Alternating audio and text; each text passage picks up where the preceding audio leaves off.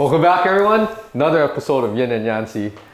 We are going to talk about anything that comes to our mind, and I think something came to your mind. I have no idea what you're going to talk about or what you're going to ask me, but yeah, what's on your mind today? I mean, training like hella, putting in hours, right? So I think like hydration and like, you know how everyone has a different type of nutrition, carnivore diet, plant-based, whatever, right? Like, okay, what about like fruits as recovery? Because now we have a median where people aren't so like fucking, you know, like, oh, excuse me, they ain't so like picking a side because everybody messes with fruits. And they're the median, right? Like, you know, like, and for me, like this last 2 weeks, oh man, I call it like the natural Gatorade, and I've just been having frozen watermelon with coconut, blended with coconut water, maybe some dates, and like 2 limes. Okay. Like, and that to me is like the best electrolyte drink I've had in my refreshing. life. So, frozen too. So then it's all slushy, you know, like a slush. I'm like,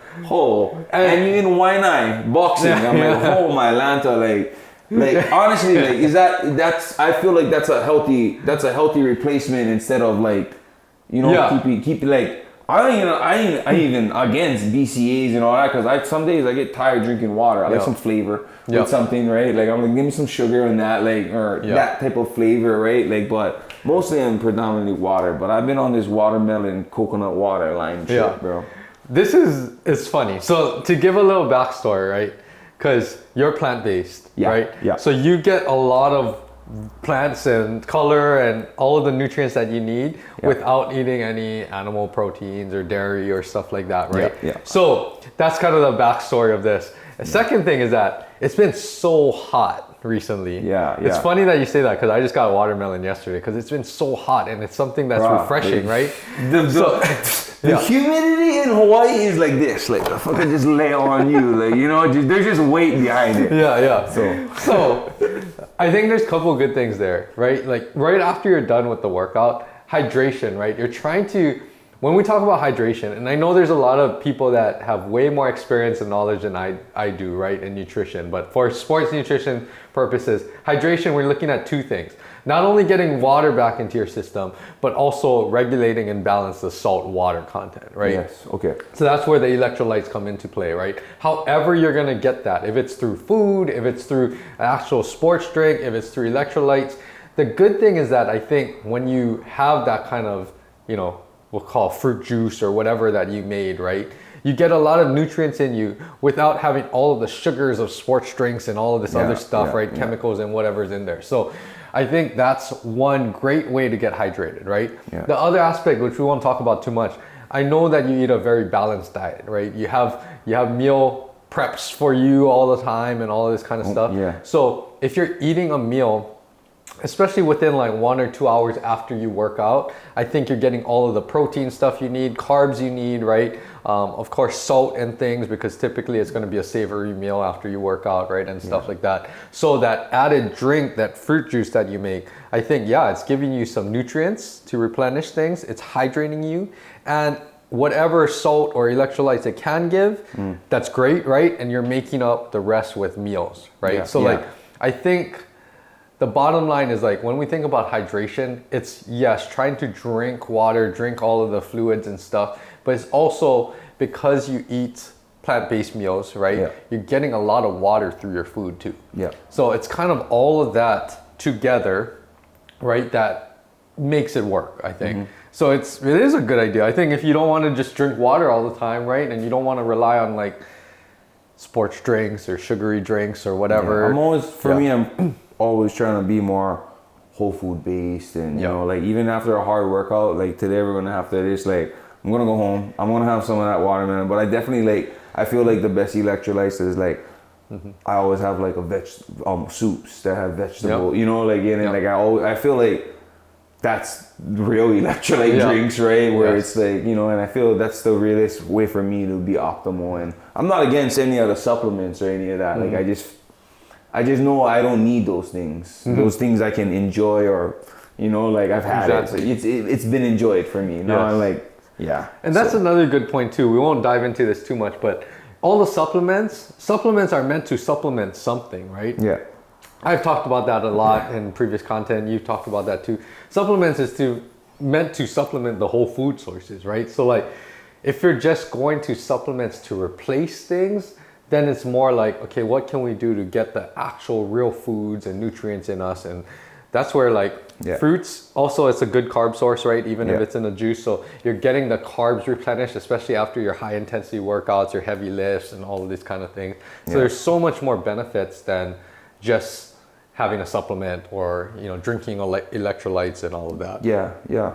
I mean, would you guys rather eat, you guys that do eat eggs, you rather eat a real egg or fake mixed powdered egg? Exactly.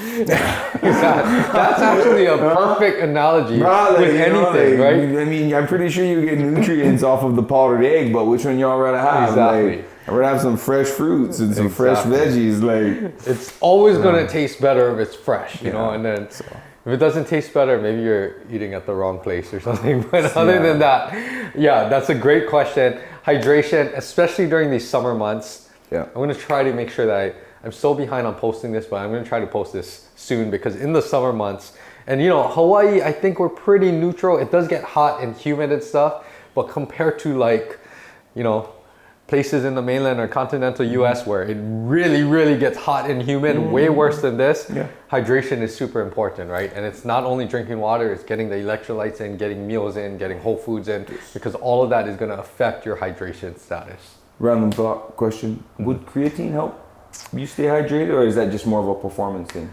Creatine, just because it's bro science over here, like literally, like, oh bro, creatine holds water, blah blah blah. Creatine right? does hold water in your muscle and retain water for your muscle, but more for the training aspect, right? Yeah. So creatine, actually, see, this is one thing that I'm not too sure. I think creatine is going to affect hydration status, but you might just need to drink a little bit more water, especially around those times of, you know, after workouts and stuff like that. So like, that's a good question too, but creatine definitely retains water into your muscle, and that's how it kind of gets all of the cascading effects and benefits, right? So that's another good point too, because whatever supplements or even like over-the-counter medications and all of these kind of things, it has an effect on our hydration status, right? Just as much as our food does. Like if you go eat high salt things or a lot of processed foods, chips, you know, packaged stuff, like you're naturally gonna be at a disadvantage to stay hydrated or at that optimal hydration state, right? So versus if you eat whole foods and stuff like that, you're gonna be getting water content through your foods and stuff. And then, you know, so all of these things that we put into our body, whether that's foods, supplements, whatever else, you know, all of that does affect our hydration status. And we know that through, you know, simple things, kind of going off on a tangent, but like when you drink caffeine, if you know, it's a diuretic, right? So then you start to get rid of all the water content if you don't, you know, have other foods in your system or whatever it is. So all of the things that we consume, it does affect our hydration status outside of just what we're drinking or water intake. But that's a great question. I might do a follow-up on that to get more, you know, because that's something that creatine, I think it's a good supplementation for certain power. I don't take too much supplements, but that's one of them I do take. Like, and there has been a lot of reviews and studies. A lot of evidence that creatine is very beneficial for strength and power athletes, right? So that's something that I'm not against either. But other than that, good question. Shout out to the watermelon. We're gonna try some of this juice maybe one day. You gotta bring some. But anyway, Friday it's on. Bringing it. You'll be like, oh yeah, it's I see. Other than that, stay hydrated, everyone. Stay cool, and this is part of your recovery too. Until next time, we'll be back for another conversation in Yin and Yancy. But until then, aloha. Thank you.